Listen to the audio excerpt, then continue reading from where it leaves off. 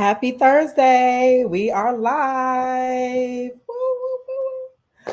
All right. I am super excited. This has been such a great journey to get to this point where now we could bring the men and the women together. This is the War on Black Love. We have had so many great shows leading up to this point. We've had the men and the women working separately on their issues and their things and their accountability. And now we're ready to come together with solutions. Okay. We talked about the origin of the war. We talked about how it's showing up in the world today. And now we're ready to actually put some plans into action. So I'm super excited. I have an all-star cast here. I got some newbies, and yeah, we're just ready to really dive right in. So I'm going to go ahead and bring all the players to the stage. Let's go. Yeah, you Hey, will put me Mark. up here first. You will put me up here first, huh? Just be Okay, ready. I go ahead. told you, stay ready so you don't have to get ready. Okay, Oh, so okay, yeah. Already. everybody ready. There we go. This is everybody. Hi, everyone. What Hey, up? Hey, what's happening? Thank you so much for everyone for participating. This is really exciting that we actually get to this point. We get to come together and have some real conversations that are needed that, between the men and the women. And I know that you all have been, really invested in this and, diving into all of the topics thus far. So today is going to be super exciting. So everybody ready? yep.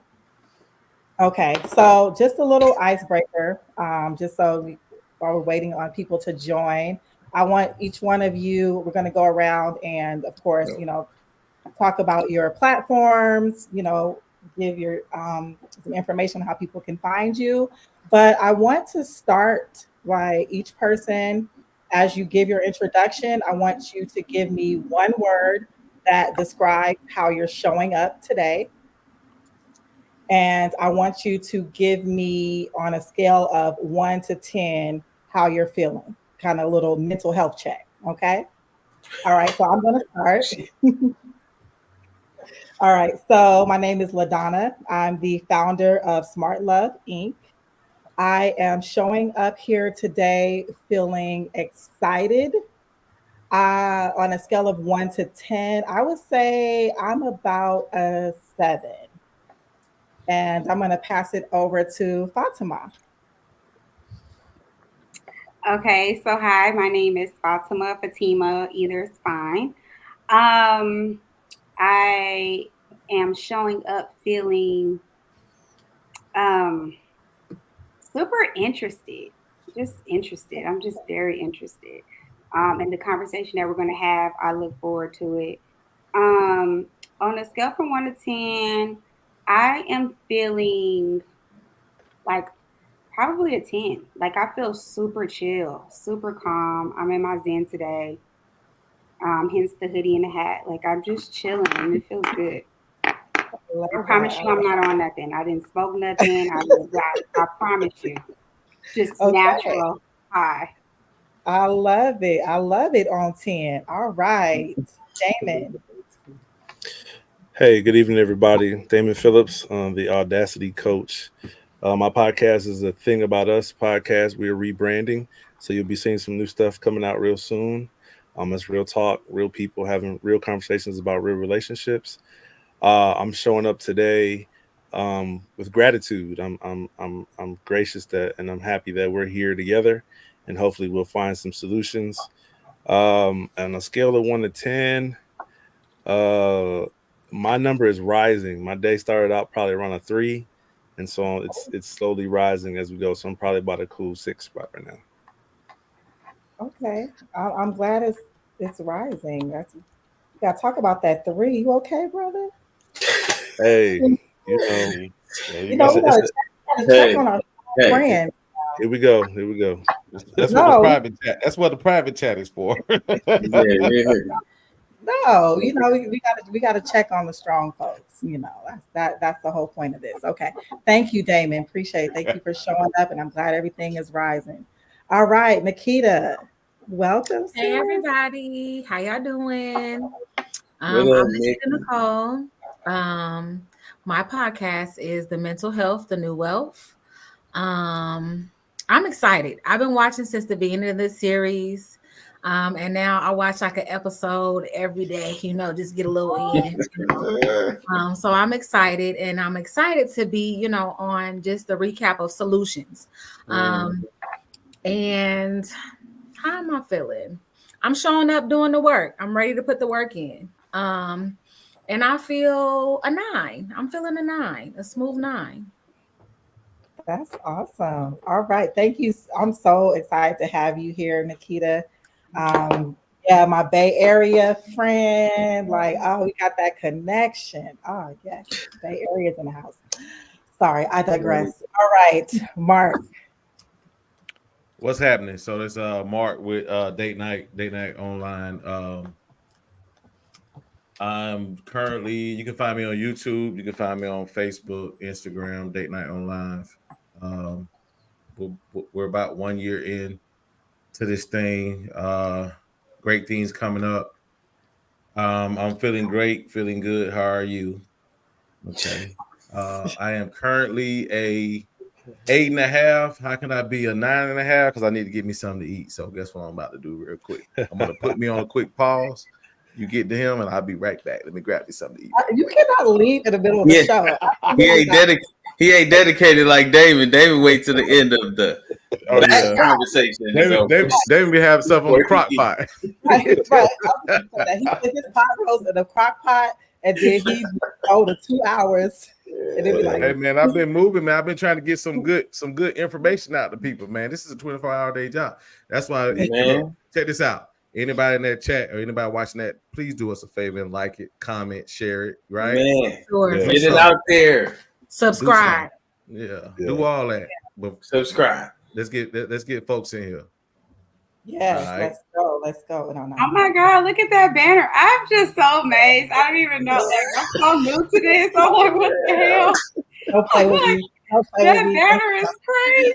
Hey, she said. Oh my God. I'll pull it up. I don't talk to you about technology. I already talked to you about this, LaDonna. I am so like out of touch. I didn't even know this is possible. That is so freaking cool. Yes. What? Yeah, I don't even I've probably been on StreamYard. I need to learn how to do that part too. I've never used. I don't use StreamYard. I don't use Facebook. I just got on TikTok. Like, so this is like new to me, but this is so cool. Yeah, we got to get you together. I'm the tech. I'm the tech over here. Okay, so today we are going to discuss what it would take. Wait, hold on. You're not gonna ask 9? You're gonna ask 9? Wait, I'm so sorry. We got distracted. 9. Oh, that's Booyah. Girl, hi. Yeah, this is Booyah. Hi, Booyah. Hi, pretty girl. Hi. Hi. Oh, she's so cute. You can ask her anything. Hold on. What's the closest planet to the sun? Mercury. And what's the hottest planet? Venus. Oh, I know that's right. I know. Come with it. Right. Okay, that's we right. need you to help us solve some of these problems, sisters. You stay close. All right, problem solver. You don't just be time. Okay, now we need your introduction and how you're feeling. Okay, so you can find me. All right, baby, hold on. You can find me on the projects. I'm one part of the projects on all platforms. Follow me, subscribe. I am feeling elevated today. I'm feeling real optimistic about life right now. And on the scale of 1 to 10, I'm about an 8.4. Okay. Feeling pretty good, yeah. That's great to hear. Awesome. Okay, Yes. I'm so sorry. I did not mean to cut you off. I got distracted with my banner, and then I just thought we were ready to go. Oh, you good. I'm patient. Okay. I try to be patient. All right. So today's topic, of course, is we're finishing up the war on Black love.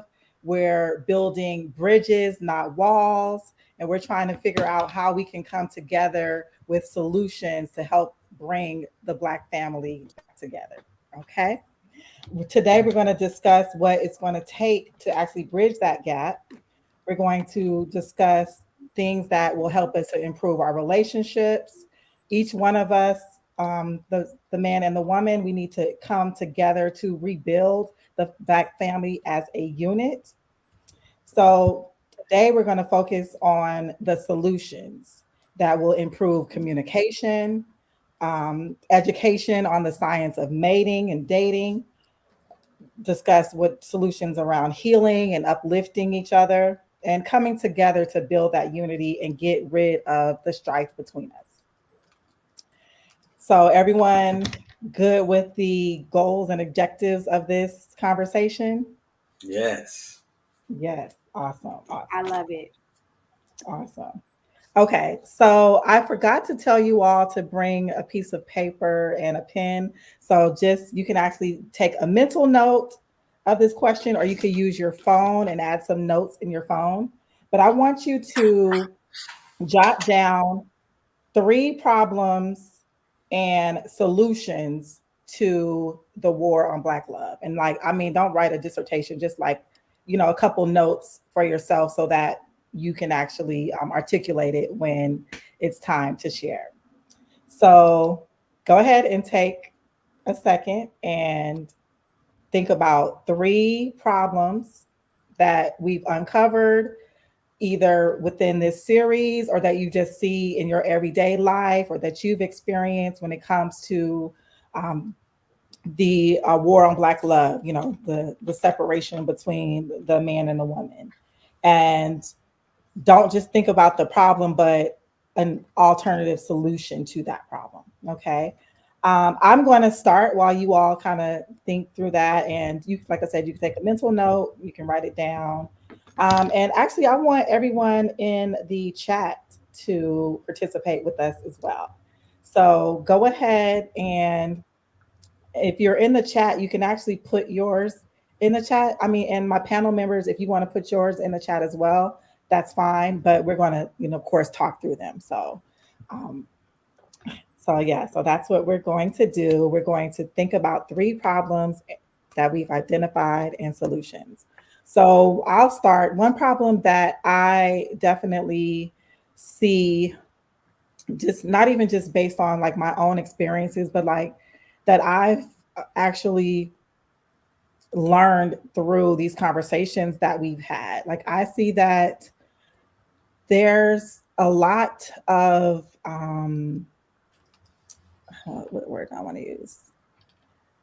There's a lot of pressure being put on both sides, right? But specifically for the men, I want to apologize to the men because I felt that maybe I was going so hard for the women that I didn't even think about that the men may be going through some of the same struggles that the women are, as far as like, the pressure that society is putting on us and just all the negative images. And so one problem that I see is that I feel like, Black men are not given the opportunity to actually show any type of like emotion when it comes to just the stress of life and the pressure and just all the negative things that come at you. Like we we as in like when the women, society, everyone, just we look at you like as if you're just unbreakable, and you better not cry and you better not show any signs of weakness. And I feel like that's a problem. I feel like that men don't have an opportunity to express emotions, to deal with anything that's seen to be emasculating, any signs of weakness. So I think that that is definitely a problem that we need a solution for. A solution that I would propose is that we need to have more resources in place for mental health for men, specifically for men. Like we need to start focusing more on dealing with um, mental health issues that men might be facing that they're just uncomfortable talking about, uncomfortable talking to each other, uncomfortable talking to, professionals. Yeah, so that's one of the problems that I see. Any comments on that? I just want to add on to that. Wait, was you finished? I'm sorry. Oh, yes. Go Okay. ahead. I wanted to add on to that, and I will also say that I too apologize, for you guys here on the behalf of women, because a lot of times we just dump on you guys and we don't really just sit back and be like, you know what, I was wrong. We might do other things, but never really actually apologize. So I apologize for the times that I have not been a soft landing place for my male counterparts, or I glaze over the things that you guys go through. I'm not going to talk about like so much of the issue, because we done talked about the issue, and I think that we give a lot of energy to the issue, right? I think millions and billions of dollars is being spent to expand the issue so that we can keep paying attention to the issue and not be so solutionary based. So I'm not going to, energetically put anything else on the issue. But I think the main solution for all of this is self-mastery, knowledge of self. Who are you? What have you been? What are you now? I think that, just to be perfectly honest, we all want love. We all want the same things. It's hard out here to do things by yourself, men and women. So why wouldn't you want a partner to do it with? But unfortunately, because of that, we started to kind of have a more transactional based relationship, versus this is my journey, that's your journey, and we're walking this journey together. Not being friends, not allowing each other to grow. The same person that you got with or that you're with today is not going to be the same person years from now, not even a week after from right now. So just, making sure that we tapping in with each other, and just making sure we're okay as individuals and doing our own work, give us more grace with each other. When you're doing your own work and you're really breaking down and just figuring out who you are, why you pick the people that you pick, what habits do you have, how did you develop those habits, are those habits in your family? Did you start to learn these habits along the way and really exercise these demons? You'll start to give people grace, because when you look at other people, you'll be like, oh, okay, I see that they're dealing with this, or I see that they're dealing with that. But if we're using the word war as we have been, then there needs to be a victor. There needs to be an enemy. There needs to be an agenda, for why I need to win and why you need to lose. And so we're always going to have conflict. That's just going to be, what we're going to deal with on a regular basis, but just not looking at it as a war, and just really, we working on this together, and giving each other grace, tapping in with each other. Is this still what you want? You know what I'm saying? Is this making you happy? It's not our responsibility to make each other happy, and doing our own self-work. We'll find those things out that make us happy. We are to add to each other's happiness, but just to tap in with each other and be like, I sense that you've been down, or I sense that there has been a shift or change, or just making sure that we tap in with each other and communicate, but developing relationships of friendships, genuine friendships first, before we jumping into these relationships. That way, when alterations, changes happen, we not like, what happened, or why are we not doing this or going there, because we have developed a situational relationship. Yeah. Okay. I'm gonna pause you right there because you just dropped so much. We gotta digest it. Okay. Yeah, she So took half of mine. She took half of Oh, I mine. told you I was watching, I was ready. I guess you were. Yes, you were. So I heard self mastery. I heard developing but friendships, like solid relationships. What other solutions did you all hear from Nikita, guys? I'm sorry, maybe it was just too much, but just But no, it wasn't. It wasn't too much. I think that it's so crazy. It's like you went in my brain, and you just start looking at information. It's like, oh, I want to just say all these things in my brain. I feel like it's really hard for me to follow that. Honestly, it was so thorough. You touched on a lot, but I think one of the main things that, or I think the number one on your list that is number one on my list, and it's ironic because LaDonna and I was talking about this. So many things you said last night, but number one on my list is self mastery. That's number one on my list because I believe that our relationship with self is directly going to impact any relationship which you have with any other human being, whether it be a platonic relationship, romantic, a work relationship. It doesn't matter, right? You can never escape you. And so I think that the relationships that we have are then in turn a reflection of who we are, a reflection of our thinking. And it's just, it's just a fact. But that's one of the things I would say for sure that's on my list. But I'll wait for my turn. Go ahead. Oh, okay. No, I think self mastery is great. I'll put that in the chat. Who wants to go next? Who's ready with the problem? You can just give me one that's on your list. Okay, we're gonna sweeten this up. So here's the thing.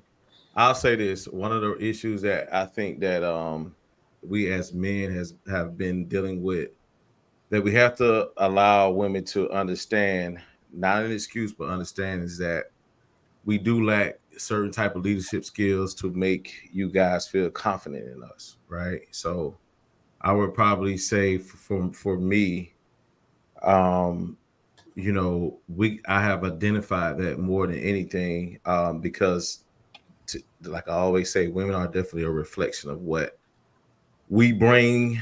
In a lot of cases, not in all, but a lot of cases, you guys are a reflection of us. So if you guys are feeling a certain kind of way, I have to take that into consideration and realize that may be how you feeling is definitely justifiable. So I will definitely say the solution to that is for all men to lower your ego, understand where you may need to be as a man, and understand as to be a stabilized diffuser, as I call it, right? Being able to tackle the problem and understand that sometimes that women, a lot of women are frustrated, right? So we have to understand and come from a space of understanding so we can diagnose the problem, so we can solve the problem. Love that.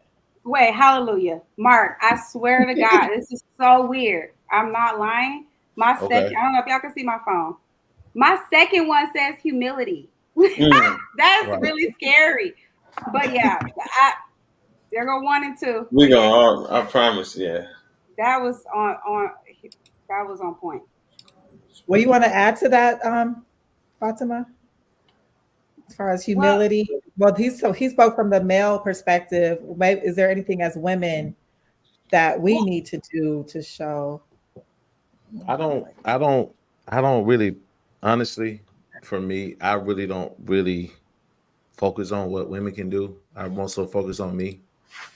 You know what I mean? Okay. I attract what I desire, so I hear things, but I don't pay attention to it.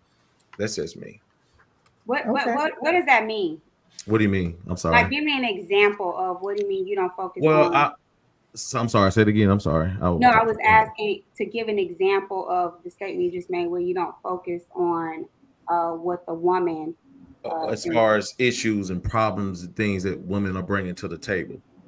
I don't know. I can't. I mean, I can come up with something, but you know what I mean. But I wasn't asking you. I was asking Faatima if there was from the women's side. No, I see what you're saying. I wasn't asking you to give. Yeah, that's why we were confused. Okay, I don't know. Yeah, you didn't say who, but okay. Oh, I'm sorry. Go ahead. I'm sorry. No, I was like, wait, what happened? I thought I was still on the floor somewhat, but okay. Go ahead. I'll go back. I go back to eat my coleslaw. Yeah, no, Mark, you're great. No, we Go weren't. ahead. We weren't. Listen, You he needed need to coleslaw. identify the problem with the woman. I was asking Fatima, from the female perspective, is there Gotcha. something that the women need to do as far as humility? But thank you. Go Yeah, ahead. because I had the same, literally the same thought, Mark, or the same note, which was lack of humility. And I think ultimately, like, ego is one of the greatest adversities that we have to overcome. Like, Mm. even as a woman, as a man, like, ego is really huge, right? And ego a lot of times drives us to make irrational decisions that otherwise we wouldn't make if we didn't feel like our ego was threatened. Mm-hmm. And men have ego, women have ego.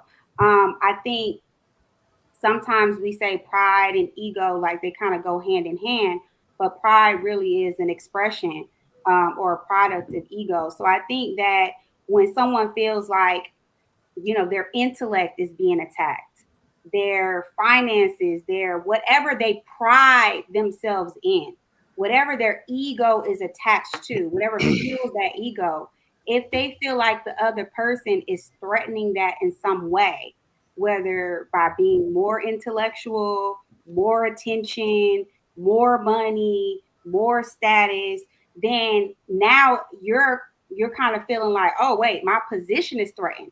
So now it's all about attack, attack, attack, kill the enemy by any means necessary.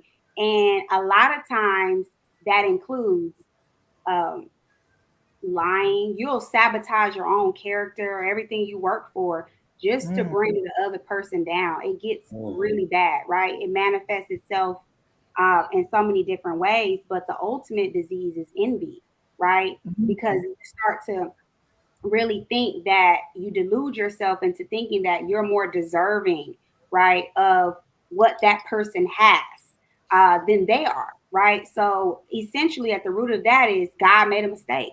You know what I mean? God made a mistake blessing this person. They don't deserve. They don't have the character like me. They ain't been through what I've been through. They're not qualified like I am, right? So I really think that it's along the same lines as what Nikita was saying with the self mastery. Like, we have to go within and kill ego. We have to be willing to approach these issues with the spirit of humility, and to be willing to say, you know what, I possibly, miscommunicated.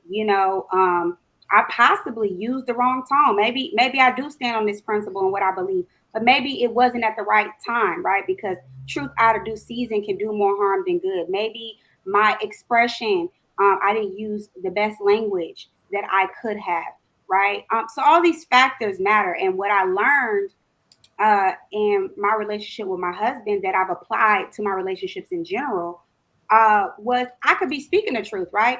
But is he in the mood to receive that truth, right? Is it after work and I'm talking about a bill, right? Is it, did I check on him first, right? Did I say, hey, how was everything? Did I do a spirit check? Or did I just kind of jump to what it is that I wanted to talk about? You know, and so a lot of times, ego makes us very dismissive of the other person's state of mind, state of being, state of spirit. And Yep. so that's really kind of my perspective. And that's one aspect I would say from a feminine aspect, how we could really think about that when it comes to approaching certain subjects at the proper time with our men, the proper tone, et cetera, the proper language. Yep. Thank you. And Keisha says, so true. Timing with messaging is everything for it to be able to be heard clearly. And Go says, admitting you're wrong is okay, but hard for some people to do. Yes, it is. Yes, it is. That's that ego. Okay. Nye, What up? what's up? What problem you got for us? Hey, you know what? I want to piggyback on what Sister Fatima was saying, because my first one was communication. And like you said, a lot of us don't know how to talk to each other. We don't know each other's language. Like, Mm, and if you really love or care about that person, then you will learn to love, learn to um, oh my God, if you love that person, then you will learn their language, because sometimes, like you said, the timing is wrong. Certain words or tones can be triggers for past traumas. So just understanding and trying to learn to understand each other, especially with language, is a big thing. Like communication, because you don't know, what somebody's been through or what they hiding. We got a lot of triggers and buffers that could be tore down with certain words. So, communication is a big thing. So I appreciate that. yeah. So Nye, do you feel like your personal upbringing, or even your cultural background has influenced the way you communicate with women?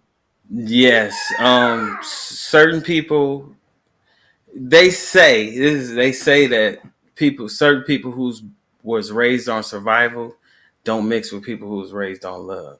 You know what I'm saying? So it's Mhm. certain tones and certain things they do differently.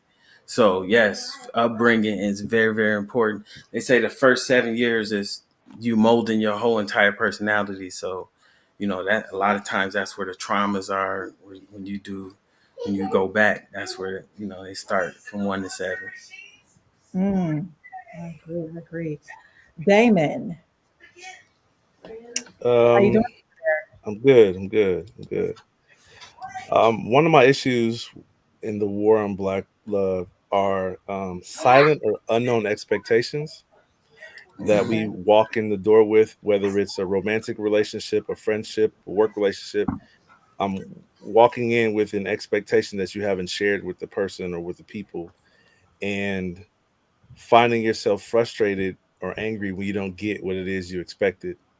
I think a lot of times we find ourselves having a conversation in our heads about what should have happened, what I should have gotten, what I should have.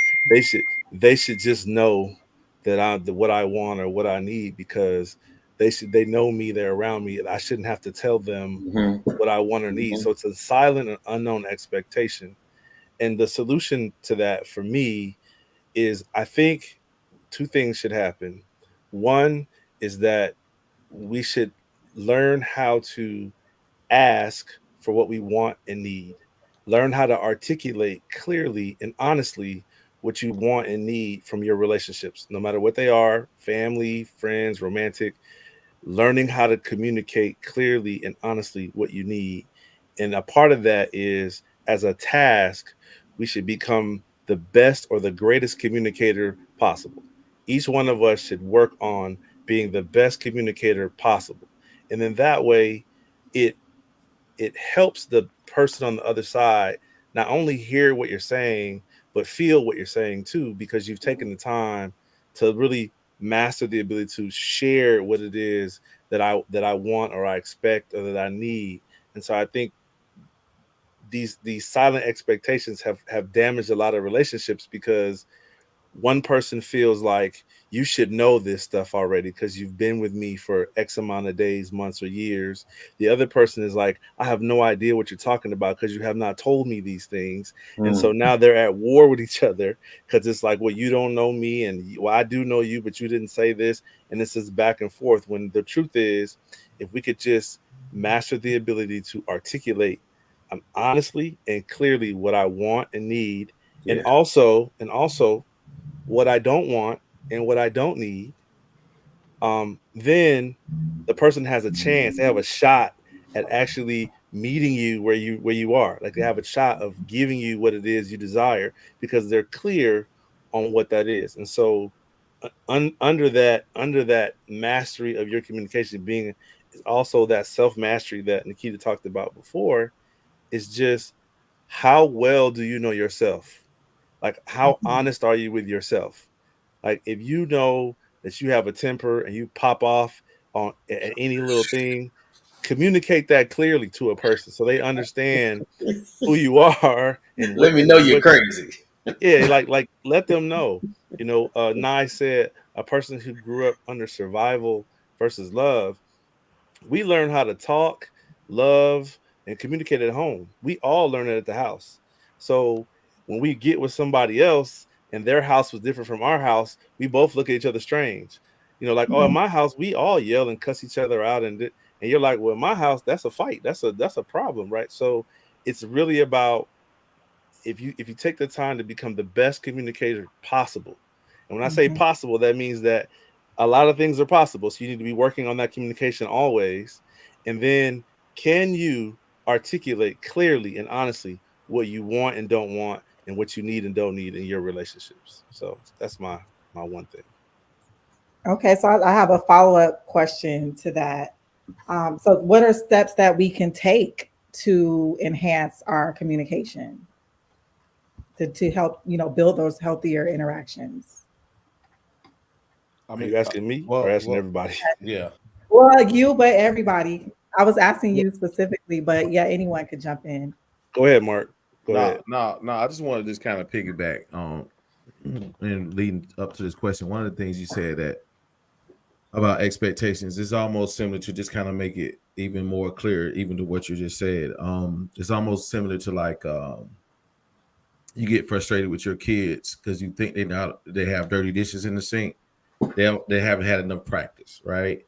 And so we assume that they should know, right? And not realizing that no, they haven't properly learned how to wash dishes at your expectation level. So why get upset about it? So I guess sometimes that goes back to the old saying: we have to teach people how we want to be taught, treated. Yep. That one line says it all. You know what I mean? That sometimes we expect people to know what it is, but in actuality, everybody has a clean slate when you first meet them. I love that. I love that example. I love that example because I don't know how many of y'all have children, but I have a son, and I talk to him all the time about, and this is going to sound crazy, but about the answer to your question is people should read. Now, I know that sounds weird, but people should read, not necessarily read for information's sake, but when you read, you learn how to use words, right? And so it enhances your ability to communicate because you're now looking at words being used a certain way. And now you can say, you know what, that's how I feel. And this is now a way that I can communicate it. So read. So I say that about my son because I always tell him, you should read, because not only are you gaining knowledge of whatever the topic is, but you're also learning how to use words in a way that can express things that maybe you don't have the words, you don't know how to express them. You don't know how to say I'm frustrated or I'm scared or I'm nervous so maybe by reading, you discover different ways to use language. So to answer your question is that's one of the solutions is just read. Just pick up a book. It could be about a topic that you're interested in. It could be about something that you're struggling with. But reading and gaining a use of those words will help arm you and help empower you to be able to express yourself a little better. Right, and also remove the fear factor. I think a lot of times people are afraid to be real with people, right? And you can also use that as a measuring stick as far as where you are, because if you really come at someone at a nice tone, come from a good space, I think that you shouldn't fear being honest, right? I think fear a lot of times allow us not to even communicate properly, right? Because we're skating around the truth. We're skating around what it is, right? So I would probably say one of the other solutions is to understand that two things. You have to set the table to the person that I have good intentions, and the person that's receiving that also has to realize that this person has my good intentions. So the fear of either being heartbroken by that person or the fear of losing that person, that has to be removed in order to be real. That's gonna take work. Can I add one thing? Go ahead. Because y'all are like sparking thoughts like crazy. I couldn't have said some of the points that y'all made any better. So I just want to add to that. And I would say for myself, I don't think that, I think I'm growing to be a better communicator, but I think I used to be a shitty communicator in the beginning of my marriage. I had no idea, right? Because I thought that it was all about me speaking up for myself, and I'm really good at that at this point, you know. Um, so when it came to my husband, it was just like I'm just saying whatever I think he needs to, you know, hear at the time, and I'm saying however I need to say it. You know, I'm speaking my truth. But as I've evolved in my growth and development, my character growth and development, I've learned that we have two ears and one mouth for a reason. And even like, you know, in this moment, right? I'm like so fired up. These topics is I'm like things are going off. But as I'm like learning to say, okay, well, let's see how this unfolds. I'm like, dang, Mark hit on something that was in my head. Damon hit on something that was in my head and explained it in such a beautiful way that it was like those things I don't need to say right now is moving me to another thought. And I think that's collaborative, right? That's the collaboration that I think we should be looking for in our communication, because what ends up happening is what I learned in my immaturity was my husband wasn't saying it the way I wanted him to say it. It's like, that's not how I would word that. That's not, you know, so again, ego is coming into play. So I learned, and this is a quote I want to read, and I'll be done with it. Or two quotes, but one, this is from a book I highly recommend, but it's called Becoming Behavior by Ruth Harvey.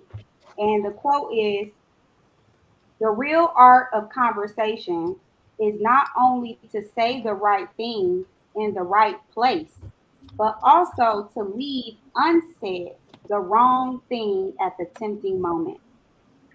That's And good. the last quote I'm going to read, lamentably, nothing is easier than fault finding. No talent, no self denial, no brains, no character are required to set up in the grumbling business. So I try to live by those principles when it comes to communication. It's not all about me being heard.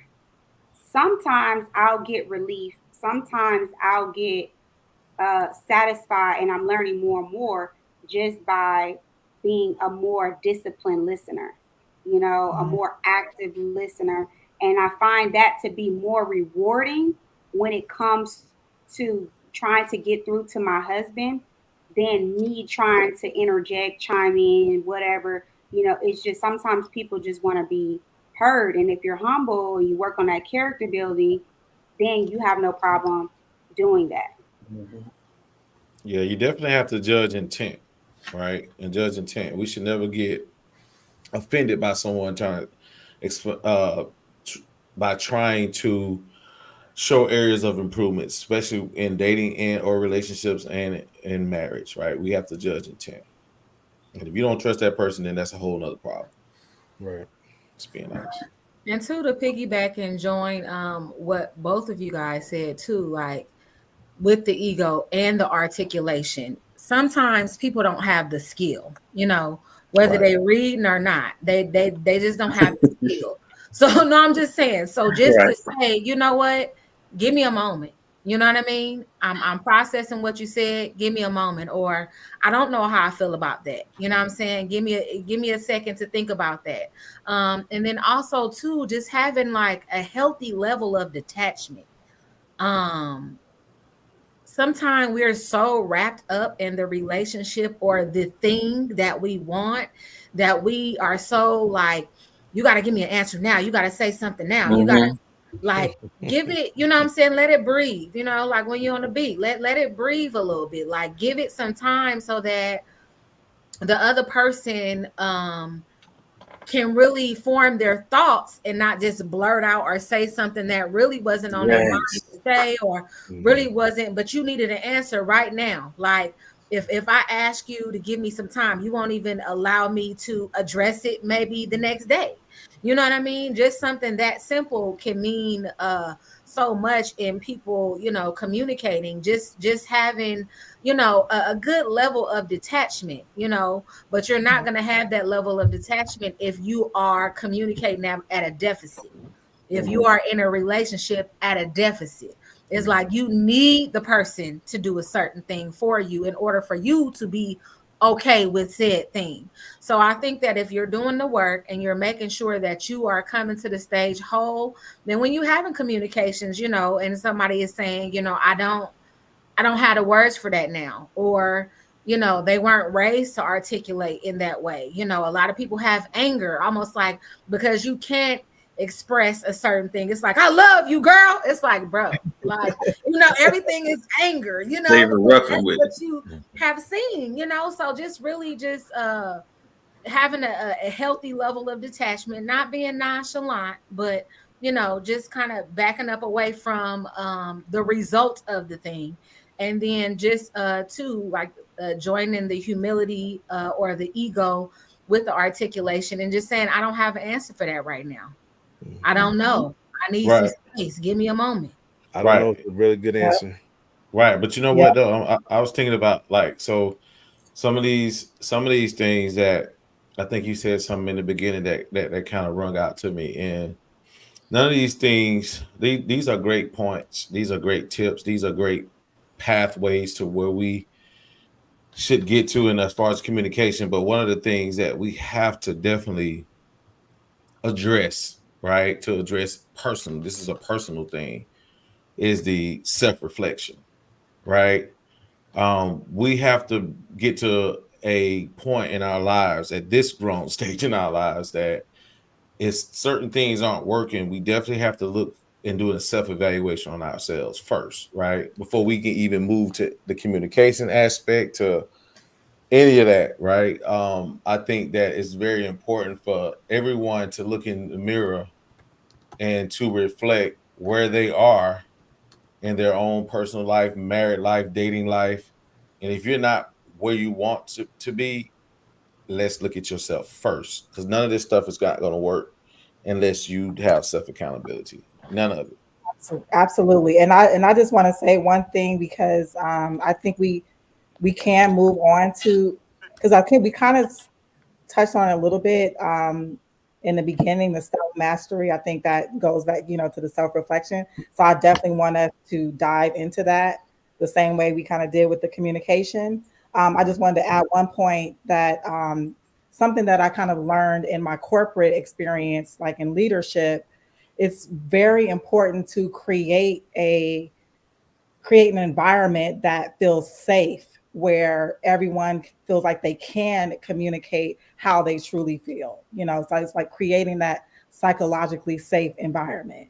And that alone is not easy, especially if you've never actually felt safe, in an environment where you can just really speak openly, know that you're going to be heard, your words are not going to be used against you, um, that no one's going to judge you for what you're saying. And so that's something that we as individuals need to learn to how to actually create those environments for people that we're building relationships with, and vice versa.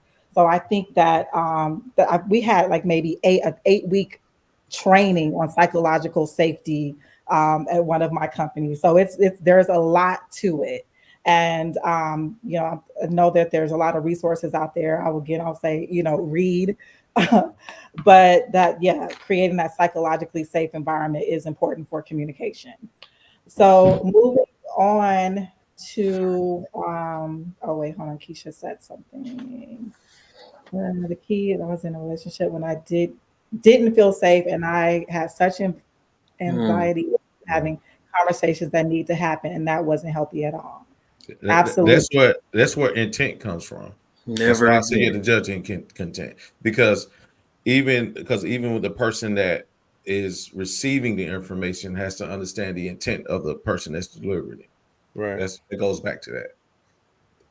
Right. But if you don't feel safe with your partner to You have to judge their intent. It goes back to intent. If you don't, listen, here's the thing. I always say this: if you trust a man with, I'm about to say a cuss word. I'm sorry.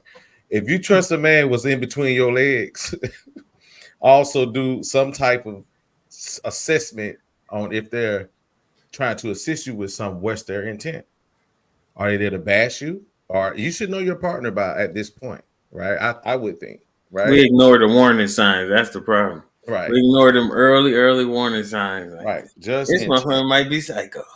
Because sometimes what happened, the person that needs to hear a message, they may be in the space where they're not even, they may be dealing with something eternally, but we don't know what a person's dealing with eternally. So at some point, if you feel that someone is actually relaying a message to you and it doesn't feel safe at that point, again, and it would work at that point, you have to go back and do and assess, where are we? Is this person has my better intentions, or this person is trying to hurt me? And then open the door. Can we just address the issue of, if you're in a relationship with somebody and you don't feel safe communicating, I think the issue is much bigger than the conversation. Yeah. I think the issue is there's some other problem if you don't feel safe talking to this person. So if you're scared that if you say this person is going to do whatever, and then you feel unsafe, your issue is bigger than the communication. Your issue is somewhere else that you need to address. So Mark's right about, you should know the person you're with, but if you're in a relationship with someone and you don't feel safe talking to them, then your issues is bigger than than just talking. It's bigger than that. So the issue is you and your. Go ahead. I'm sorry. Yeah. So when I say, like, let's be clear. Like, when I say psychologically safe, I'm not talking about like physically. Like, if I say something's going to happen to me, right? But like when you have a psychologically safe environment, you know that the person that you're speaking to is like practicing active listening. That they don't have bias against whatever that whatever you're communicating, that there's some common ground. So things like that have to be established. Like, oftentimes it's not just automatic just because you're in a relationship. That's what dating is for. That's what dating is for, though, right? Okay. So if someone you've been dating for and everything's been going well, right? And then all of a sudden you get into a space where that person may be challenging you for something, then I don't see where, I mean, it doesn't have to be negative though. When you say challenge, we're talking about like just regular communication. Well, so it doesn't have to that's what like intent. That's what intent. I know, but that's what intent comes in at. That's when you have to judge intent to check yourself. For anyone to revert to, oh, this person makes me feel uncomfortable by what they're saying, at that point, you have to check and see what's inside and do your checks and balances and see have that person ever showed that type of behavior before we go down the path of I'm not feeling a certain way. Because here's the thing, let's be honest, a lot of people don't really want anyone to tell them how they are. Like it's not hard. It's not easy for someone to take. A lot of people can't take criticism. Let's start there. At its simplest level, a lot of people do not like to be corrected, man or woman, right? So automatically you may have good intentions, but because we live in a society where everybody's doing well according to their own view, right? See, like Damon said, it's deeper than that. It's a lot of layers, personal, outside of what someone is giving you. We have to know who we dating. Let's be honest. So one, LaDonna. So my response is actually, because I'm looking in the chat, I'm looking at what people are typing in the chat. They're giving examples of their relationships that they were in when they didn't feel comfortable talking to someone, or they were upset of, they weren't comfortable. But I think another thing that I'm picking back off what Mark said is, I think that we have to adjust our filter. We have a filter in our eyes and our ears where when someone says something to you, if your filter is turned to defense, right? So then everything they say, you feel like you have to defend yourself against, right? Or if your filter is turned to anger, then it's like everything you say is making me mad. We need to figure out what is our filter on when this person is talking to me, when this person is saying something to me, because a lot of times, to Mark's point, their intent could be perfectly good, but if your filter is turned to I'm in a bad mood, I ain't trying to hear that today, then you missed the thing they were trying to tell you. You missed the good intention. Like Faatima said that when she started her relationship, she wasn't a good communicator. She was just defending herself. She was just like, I'm this and you looking for me and this, that, right? And her filter was, I need to be heard. I need you to hear me. I need you to hear me. I need you to see me, right? And he's like, you standing right in front of me. I can see you. But he wasn't hearing what she was saying. And maybe, like to her own admittance, I wasn't good at communicating what I really wanted him to understand.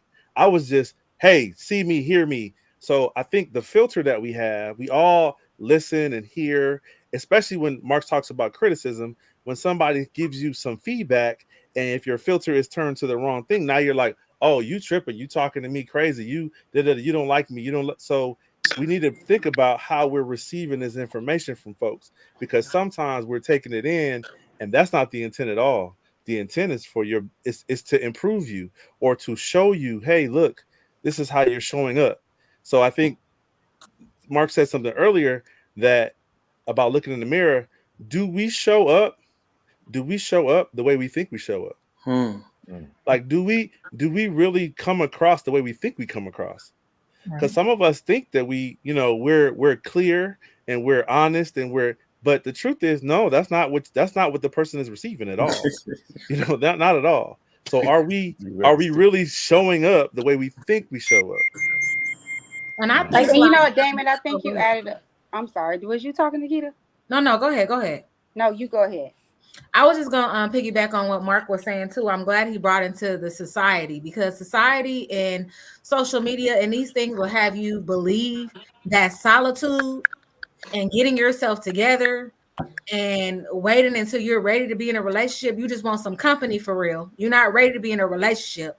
You just want somebody to, go to movies with, go eat with, hang out with. You want a companion for real, but you're not really ready for a relationship. And why I say that is because, like we were saying, do the work. Why are you so, like you said, defensive? You got to look at your core values for real, not the core values that they said you supposed to have. The real core values that you have for real, like earlier, Faatima, when you was talking about character, somebody lies or whatever. Really, what develops the thought in your head, right? So if you believe or you seen things in your life, as Nye was saying, you grow from 1 year old to 7 years old, and you saw liars, cheaters, people that yell, people that abuse people that do these things. In your head, you might be like, you know what, when a man is speaking to me, or when somebody says something to me, or a woman says something to me, their intent is not pure. Regardless of how long I've known this person, this is what I've learned. This is my subconscious core value. So no matter how you break it down, no matter how you explain it to me, because that is my innate core value, it's no way that you're going to be able to speak to me and I not take offense by it, because this is what I believe. Men put things, on women, or they blame, or they talk to you because they want to control you, or da-da-da-da. And so you're not able to effectively hear or listen. So I think too, the bottom line of what we all are speaking about is, like you said, self-mastery. What does that look like? You know what I'm saying? What's in your bloodline? Who are you born by? Who are your parents? Who is your uncles, your aunties, the people in your family? And then what characteristics have you been around? What part of those that you have that are within yourself? And what part of those that you developed along the way, people that you've been around? Because most times we are around the people that we energetically resonate with. Right. People's like, why I always meet these kind of people? Because that's you. Your vibration. You might not be that person exactly. You might not be a liar. You might not be a thief exactly, but it's something in your resonance that vibes with those type of people.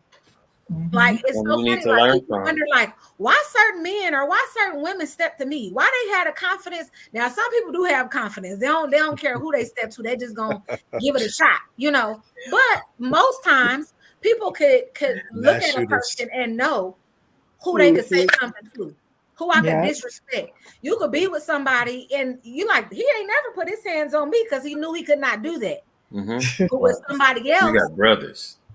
whatever that is, you know, he Right. knew energetically like that's not happening. Or she didn't take advantage of me, but that's because she knew that she couldn't. So at the end of the day, it's like really looking deep into these things. How are you used to being communicated with? What are you Yeah. used to? And then after you discover that, okay, now that I know that this is my stock, this is what I come from, now discarding that, how do I want to represent myself from this point forward?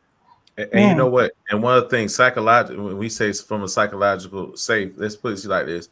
So most psyops, right, which is psychological warfare, is a repetitive thing. Mm-hmm. It ain't just a one-time thing.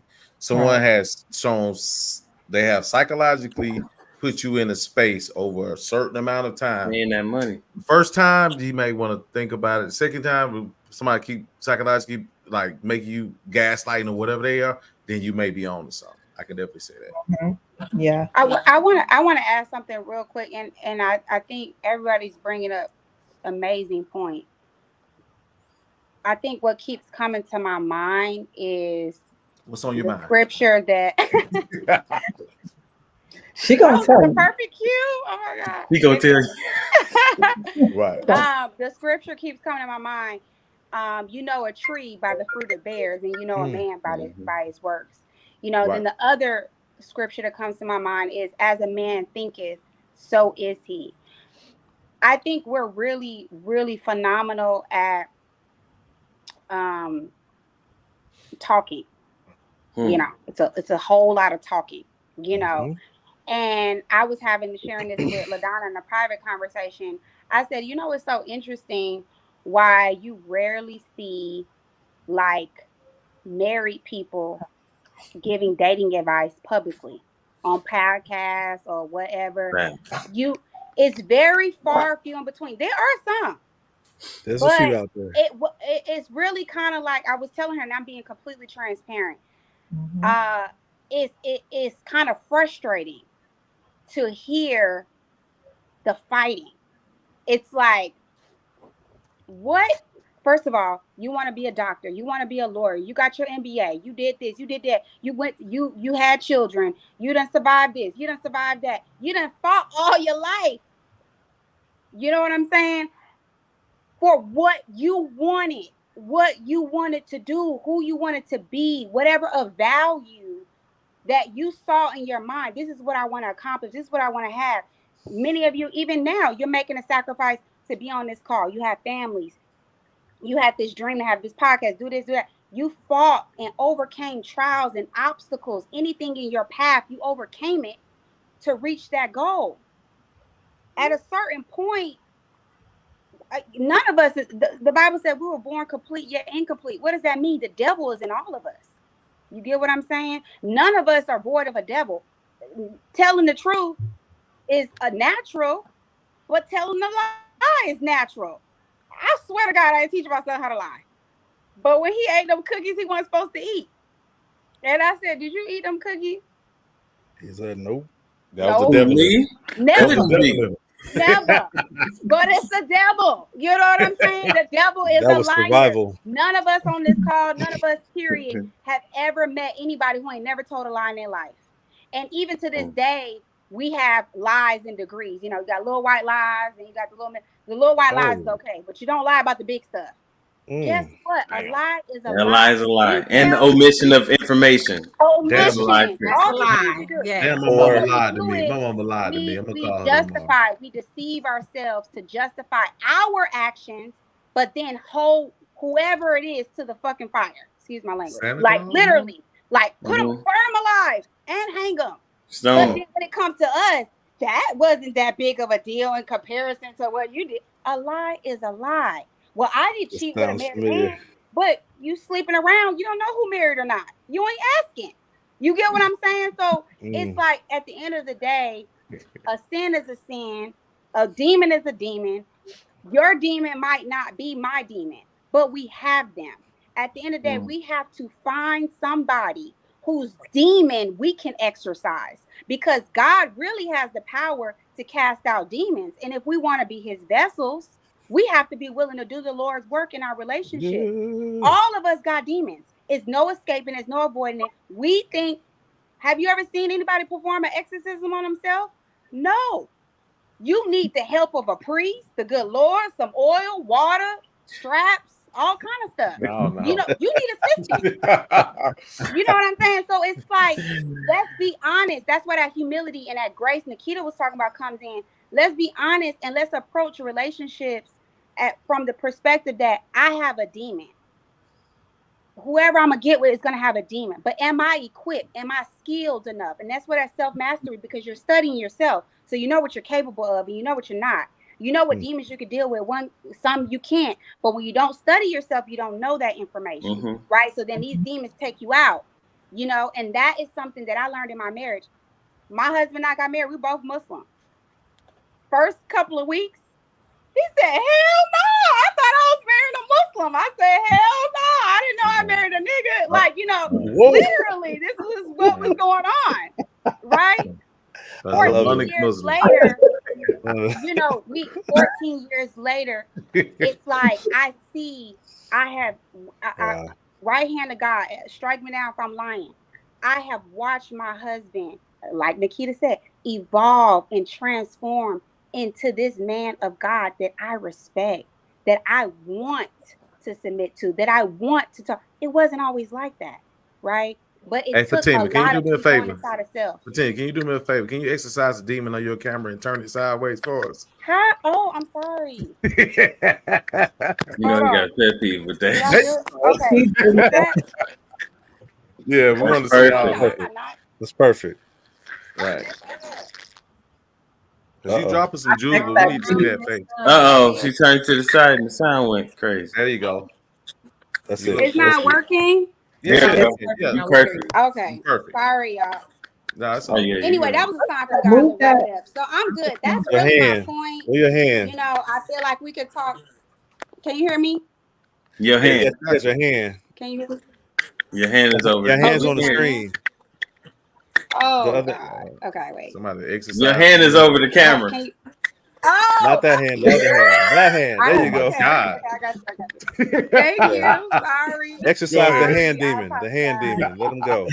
Release it. The hand demon. Look, I mean, you know, but yeah, I think that's really something that like kept coming up in my mind, because I'm like,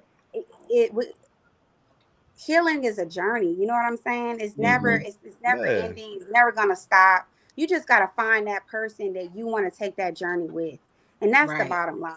You know, I don't think we ever stop healing. We never stop healing. That's what I was. That was another question I was going to say. So when do you know that you're healed? When do you know? Right, because I just made a post about that today. Say, you want somebody to come to you fully healed. You got to make sure you are. I guess when I'll say this, when all lines are not, when all lines, when you can start to receive things, right? Yeah. I think whenever you can receive it, of course, healing is a journey every day, and we need to heal for certain different things, because the way society is, it can change our views, which change our actions, right? So I would probably say it'll always be a journey, but I guess we are healed to a certain extent that we're able to bear great fruit in our lives. Because guess what? You'll see how much you've healed by the results that you get. How about that? The fruit. Healing might come when you know how to fight against those triggers. So when you get triggered, your response is not the same. It's different than it used to be. That's how you're further along in the journey. Because some things would trigger you and you would just, you go off or cry or whatever you have a response to. But when you're down that road, you're able to, that thing will trigger you and you'll go, you know what? This is something that I normally would do this with, but now I'm going to do this with. You lucky I ain't told me. Like Nikita said, the ability to fully be detached. The more things you can be detached from, I think that's what the more things you can heal, that you're healed, it shows you're healed from. Because like Malcolm X said, he said you throw a rocket to a pack of dogs, and the one that hollers, the one that got hit. Correct. So people react off of things that triggered them. You know what I'm saying? You can't play a key on the piano that ain't there. So Yeah. that's the same Okay. thing. So so this is great. This brings us to our next solution that we need to kind of dive into. So like when we say that we need to focus on, self-reflection, self-mastery, let's give some examples of what that looks like. How do you who I'm gonna start with? Who I'm gonna start with you, Damon. How do you actually practice self-reflection to begin that healing process, to like identify what areas you need to work on in order to heal? So I have been blessed with 2 or 3 really good friends, and my friends I have given them permission to hold me accountable. So I don't. So some people, you can kind of tell them something, and they'll be like, "Oh, okay, cool." Well, I have people in my life who I have, and I'm using these words specifically on purpose. I have given them permission to hold me accountable, right? And so if I'm bullshitting, they're gonna say, "Nah, you bullshitting." Or if I say, "Man, you'll never believe what happened," first question out of their mouth is, "What did you do?" Right? So they're gonna make sure that I keep the standard that I'm saying I want to keep. I'm being the person that I say I want to be.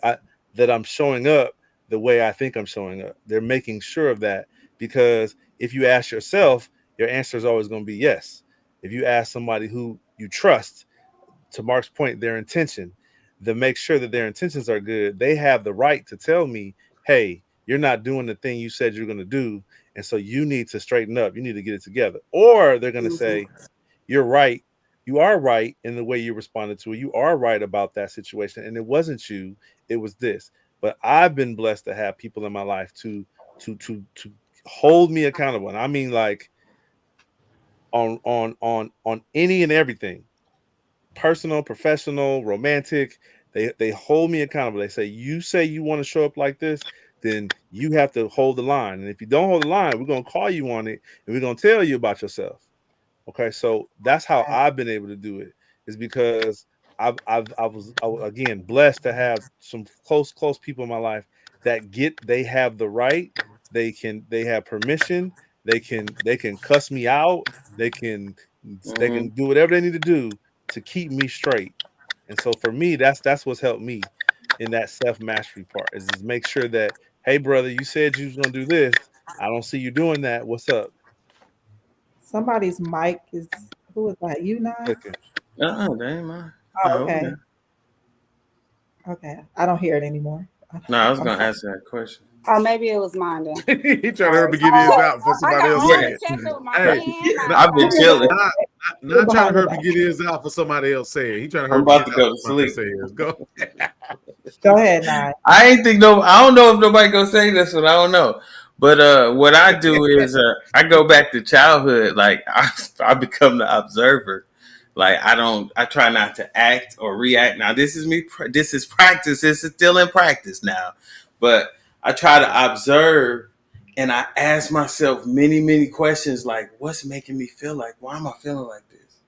Like it's been times where I forgot what got me mad, but I'm still feeling the feeling. So whenever my vibration drops from anything, I try to observe, like, and like Mark said earlier, it's getting more and more to where it's not really affecting me that much.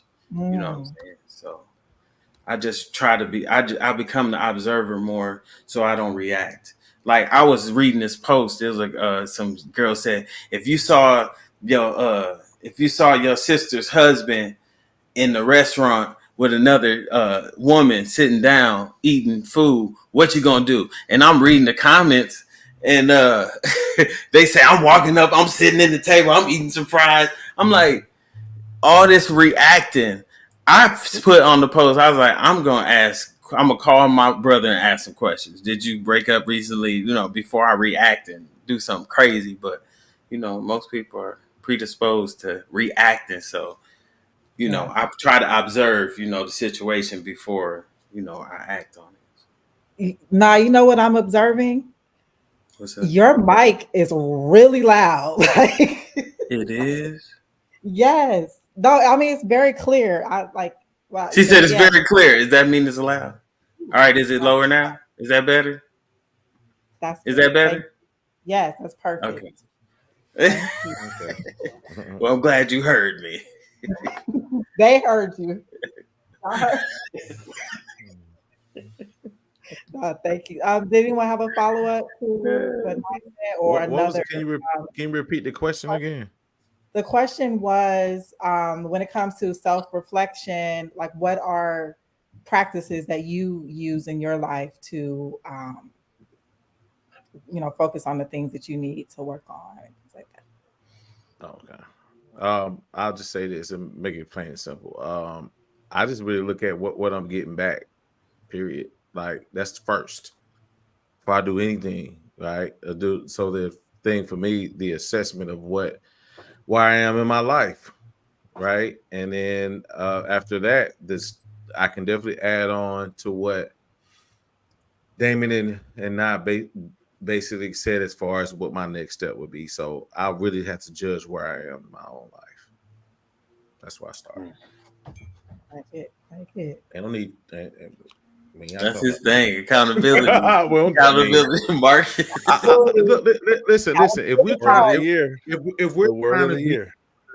if we're trying to be somewhere and we're not, or you're not feeling comfortable in where you are in relationships at this point, again, yes, going back, I don't want to use that word again, but if you ask me where to start, look at where you are.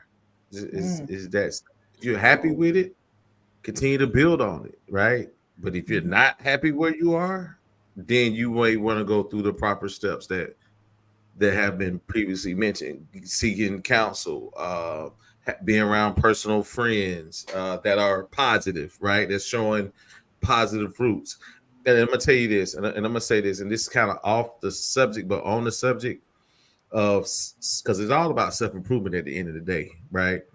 I was actually got invited to, and I told the story. Well, I haven't told the story to you guys, but this is just an example. But okay, so I go to Macon, right? And I meet the owner of this Well, I meet some guys that I'm kind of working around with, or I'm working with or whatnot. First time, and so we all went out to lunch. It was about 15 to 20 of us. All right, so everybody else is sitting over here. Guess who I'm sitting with? I'm sitting with the owner, right? And that's just an example of transferring that into relationships or where we are personally. Get by the person who's doing better than you, right? Seek those type of people. Don't seek the person that's where you are and you guys are trauma bonding together, because you're gonna that energy is not going to go anywhere. It's going to be stagnant, right? You have to have someone that's going to vibrate at a higher degree than you. After you realize where you are in your life, I would definitely say that. Like that. Thank you, Mark. Nikita, what are your self-reflection and self-mastery? I can just say like a lot of journaling, a lot of self-reflecting.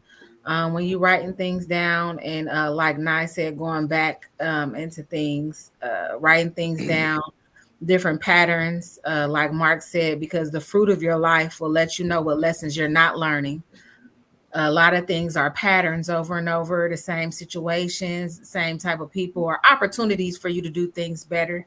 So I just journal a lot, and have a great spiritual connection, be tapped in with spirit, because when I fall out of alignment in that way, I get whooped the worst. Like I get drug, like so. Just making sure that connection is right, and then everything in my life is normally a reflection of, you know, what I'm getting better at or what I need to improve on. So that's pretty much all I could say about that, is, you know, really just self-reflecting and journaling. And I do have, and my mom and other people, like good support system for people to talk to and hold me accountable also. But I just find for me, my spiritual connection is the most important, because you can't hide from none of that. Like, you know, your spiritual connection. Mm-hmm. Absolutely. Fatima, did you want to add anything on Sorry, I gotta see self-reflection? my hand come down. But it looks so big on us anyway. But Nikita made a great point. That was my first thought. Is prayer. My connection with God, period, is number one. It has to be prioritized, or otherwise, I feel like the weight of what I really be doing, I can't bear. It's like when I'm praying, it is a space for me, not and not in like a spooky way, like God is floating out in the sky, you know, capturing like I don't think about it in a spooky way. I think about it in a real tangible way, that there is God inside of me, right? And so when I'm speaking my prayers, I'm not only tapping into the creator of the universe, but I'm also tapping into that part of him that's inside of me, right? And bringing him out of me. And Yeah. my whole focus has been, I would say, like really my belief system in terms of even living a life, striving to live the life of, you know, the way of God. It really didn't really start until I got married. I thought it started before, but it didn't, you know. Mm, And I started to challenge myself um, to bring the book to life. We quote mm, scripture, we say scripture, but we don't apply it. We don't even try to find where it needs. And I was realizing that I was doing that. So now my whole mission is to bring the book to life. mm, And my relationship uh, with my husband started to mirror, because he was my choice, right? Somebody in the comments was talking about be careful about somebody with demons, because you put them on each other, whatever. And that's true. You know, demons do circulate and whatnot. But I realized that he was my choice. He was a product of my thinking. So whatever it mm, was in him that I didn't like, um, or that was challenging me, apparently it was the answer to some prayer of mine, because as a result of me rising to the occasion, to eventually say, you know what, I'm going to accept the challenge. I'm not going to let this punk me. You know, I'm not going to let this circumstance punk me. I'm going to take my power back. And I'm not going to just say, oh, because that's traumatic, that's triggering. No, I'm taking my power back. If that word triggers me, I'm going to dig deep about that and take my power back, because it doesn't belong to anyone else. So my right. husband should not dictate my emotional state, my mental well-being. It's not his power. So if I give it to him and he misuses it or abuses it or whatever, then that's my fault. So I was on a mission to take my power back.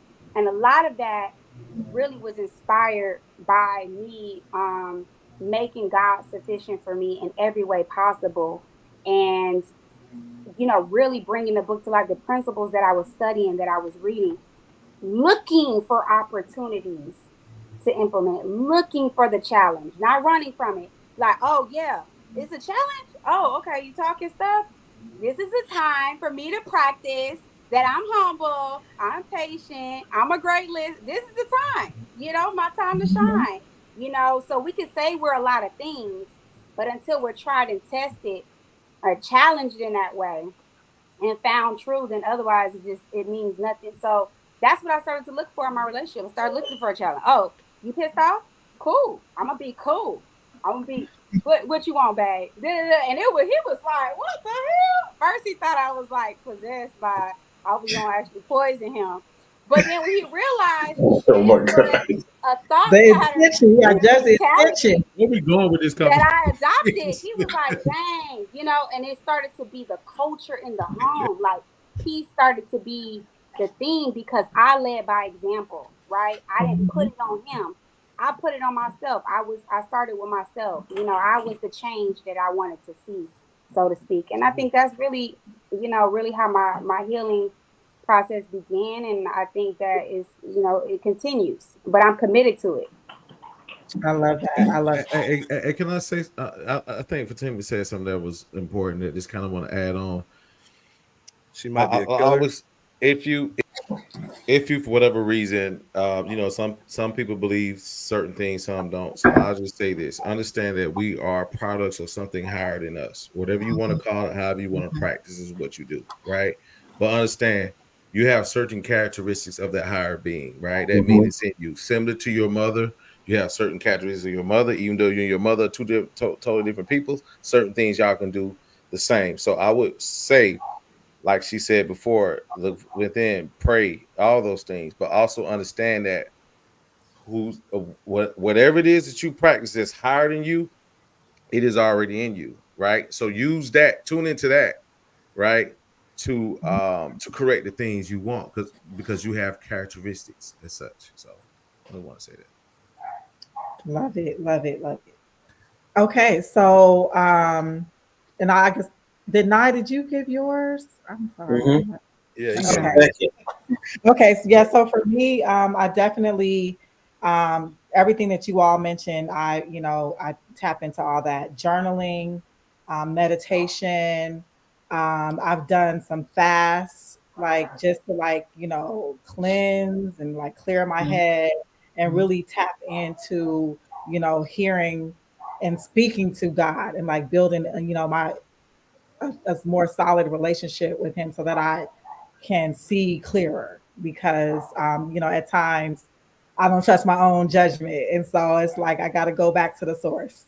So I think that's very important, and I think it's important to do everything that we just mentioned. Like when you're going through issues in your relationship, when you're going through a breakup, ending a relationship, like that is prime time to tap back into you. Because oftentimes when we are in relationships and we are really we're more tapped into that relationship and more times out of 10, that other person than we are into ourselves. And that's Mm-hmm. how we get lost. So making that a regular practice, even when you are in a relationship, even when you are married, always like going back to self is very important. And that's what, makes us healthy, happy, whole people in a relationship and not codependent on the other person. You owe To Damon a little bit more. You owe Damon. who, Ain't oh, that your? Damon? That's yeah, Damon's story, man. yeah. She's taking it. She's taking my stuff. You know how What's that goes. his, what belongs to Damon? You know how that goes, man. It's all good. It's all good. It's all good. Okay. That's what Um, you have to know. so uh, I like what Fatima said, and I think it's good to hear a married person talk about how getting married was actually a test of your faith and how you activate and how you actually show your true faithfulness and your true belief as opposed to people who just say they believe. When you got married, you had to actually show Hey, and for live better or for worse. and Practice it. your real faith as opposed to saying yes I believe. It was like no, I have to actually show and do the things that example this belief. So I think it's good that people hear that just because you get married doesn't mean that everything becomes perfect or easy or all of a sudden you got a tag team partner here Exactly. in life and everything's Exactly. going to be great. It's not a magic wand that's going to happen when you say Nope. I do. Nope. But to hear that you had to this was a test of your faith, and Mm-hmm. then it was you had the knowledge but now you have to apply it. And so that Mm-hmm. was the real test, is I have to apply Yes. all this stuff I know Yep. instead of just Yep. repeating it to other people. Yep. You had to really show that, hey, the book says this, or I read this, or whatever, wherever you get your information Yes. from. Now I have to apply it in real Yes. life, and Yep. I have to show that the faith I profess is the faith I Yes. also live. So I like the fact Yes. that you tell that from a marriage standpoint, because a lot of singles think that, oh, if I find my person, oh Lord, I'm gonna meet them and everything I is going to be know. perfect. It's going to be great. You The know, expectation thing. he's going to finish my sentences, and we're going to Oh like the my same God. food, and we're going to like, they have this Yeah. romanticized Disney version of what a relationship looks like. He gonna finish my sentences. And now, you know, it's good to hear that it's not as easy as you think. Actually, it's harder, because guess what? Now you're dealing with a whole nother human. You're dealing with a Yep. whole other person and all their stuff that they're dealing with. So I Just think love the about fact. roommate on steroids. Now, Well, it's a reason why none of us want to live with nobody. You know what I'm saying? It's literally that on steroids. But the right. reward is so much greater because I get to look in a mirror and like who I see, who I am. Right. I sleep good 14 years later in a marriage. I got married at 21. My husband was 25. We grew up together. We spent all our 20s together. Right. Yeah. And now Wow. it's like literally almost the little things in the beginning that used to, annoy us about each other is like we don't even notice it. You know what I'm saying? Right. Like we Right. don't even talk about it. It's just become such a beautiful reward. I couldn't imagine, being on the other side when we were going through so much. I couldn't have, I didn't even, sometimes I didn't know I was going to make it. I thought we was just going to crash on shore, like, fuck it, we just crashing, But God, he saw something better and he gave us a testimony. But the reward, though, is so great because guess what? It's lasting, it's solid, it's permanent, it's done. You don't work through it. You got a foundation that's solid. And that is worth more than like a lot. I mean, money, gold, all it is so invaluable. And to finally have that kind of foundation in our relationship, um, it adds value. It adds to my happiness, but it's definitely not the source. But it definitely adds value to that. So yeah, absolutely, I do. I definitely want to highlight. I know I highlighted, the realness of it, but I definitely want to highlight the reward is so much greater actually than the pain involved and the challenge. It is so much greater and so much more rewarding. And it definitely gets easier for sure. Love it. So Thank you for Yeah. that positive. basically the Yeah. self-work, the Yes. working on the self, making yourself better, making yourself greater. The benefit is your husband gets a better version of you. So for people Yep. looking for relationships, the self-work that you do, your person, it gets a better version of you. They get Yes. the new improved version of you. So Yep. it's a good to know that really the real work is not about someone out there. It's really you and the stuff you need to work on. Correct. Absolutely. Absolutely. That's Okay. what I say about people. Oh, I'm sorry. Go ahead. People Now. who say they're looking for Mr. or Mrs. Right. I can't wait till I get my Mr. Right or Mrs. Right. I'm like, probably can't see you. You gotta raise your vibration. You gotta become Mrs. Right for Mr. Right to see you. So yeah. So Mm-hmm.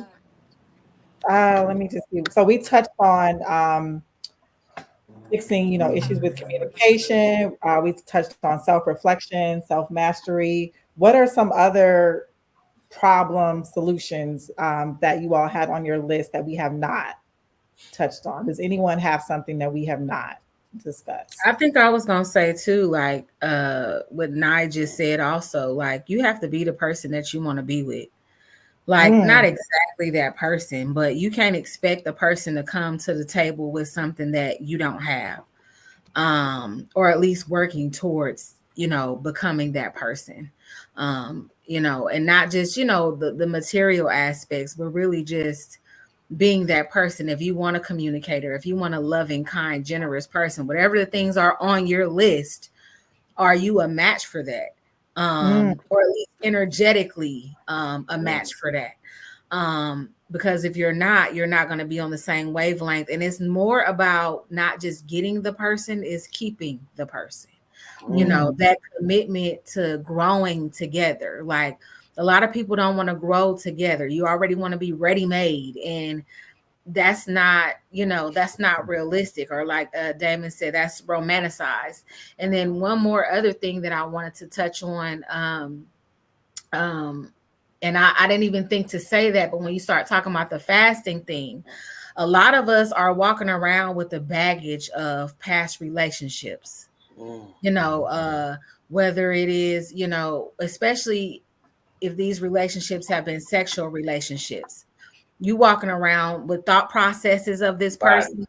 You're walking around with their past demons, your demons. Look, we back on demons again, but it's really important because we in church.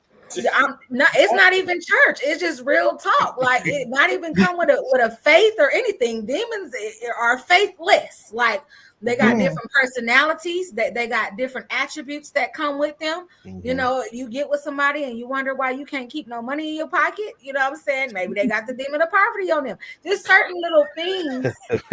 I'm just saying, just certain things that you collect along the way.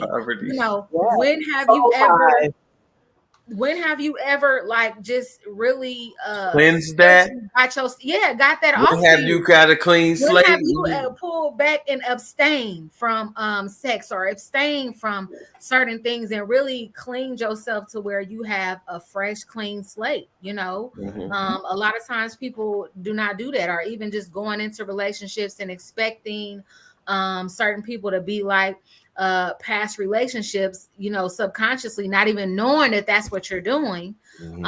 But you never really gave yourself a real reset. So right. So I need everybody out there that's listening. I need y'all to run some hot water, put some oil in, and everybody jump in the water tonight.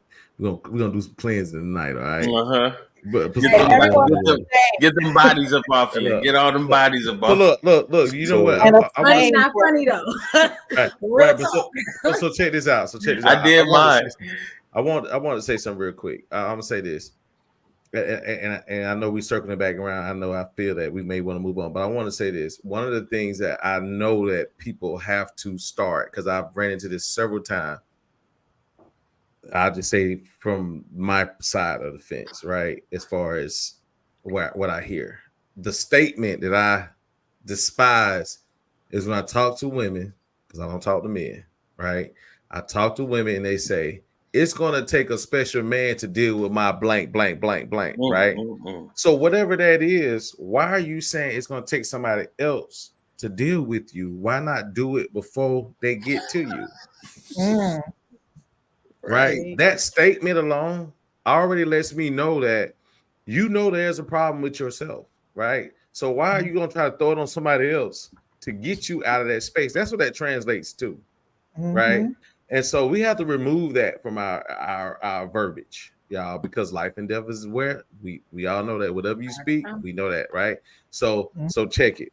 Let's remove that statement. If you hear a friend that say it's gonna take a special man for me to get with me, and so a special woman to deal with guess what? Simply ask them. Then you may need to start moving that away, because that's in the way of you receiving what you're supposed to have. I want to throw that out. I'm sorry. So Mark, I love it. Brother, I appreciate you throwing the basketball off the backboard for me, because I'm about to catch it and dunk it. Come on, dunk it.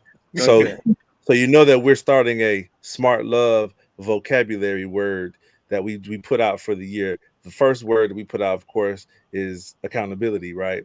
So the next word we're going to put in our vocabulary is called acceptance, right? Because a lot of people want to be accepted for the way they are, but they want everybody else to be different. They want everybody else to change. So they want you to accept them in the way they are. Now we all know that we're we're frail. We have issues. We got drama, trauma. Yo mama, we got everything, right? Trauma, but people want to be accepted just the way they are. Like, I don't want to change. I don't want to get better. So that's why they're saying it takes a special person to deal with my whatever, is because they're saying, hey, I want you to accept me just the way I am. Even if I know I'm not good in this area, even if I know I need to work on this thing, they're saying I want to be accepted. I want acceptance. And the problem is that you don't accept it. That's why you're putting it out there to give to somebody else. You don't accept it because you want to give it to someone. It's going to take a special person to deal with this thing that I don't want to deal with. So the word is people are struggling out here with, they want people to accept them the way they come, just as raggedy and ratchet as they are. They're like, I want you to accept my raggedness and my ratchetness, and I want you to love me and treat me like I'm not those things. So I So I want to can be, get out of it. So I yeah, can get out of I don't it. want to be responsible for it. I just want you to ignore it. So accept me the way I am. I'm not going to change. I'm not going to get better. I'm not going to do the work, but I want you to love me and treat me like none of this stuff exists. And Right. so our war on Black love, one of the things we got to work on is, are we accepting of those things? Because most of the time we're not. That's why we're telling our friends, well, girl, or hey, bruh, she gonna have to deal with this, and this, because I ain't about to change. This is who I am. Y'all, this how I am. This is how I am, right? Right. We got to let that go, because how you are could be what's in the way of you getting what you Mm-hmm. want. Exactly. So I want to piggyback off of what Nikita said. So we've been talking about, we talk a lot about the knowledge of it, but we're not talking about the application of all this information. So I'm going to roll out a new product called a relationship resume. Do you have a resume of all the relationships you've been in? So, like, do you write down the person's name and write down how long you were with them and write down what you learned on that relationship, what maybe you picked up and maybe you put down that relationship? Because I'm pretty sure if you looked at your resume of all your relationships, you could see some of the issues and some of the problems and some of the areas you need to work on.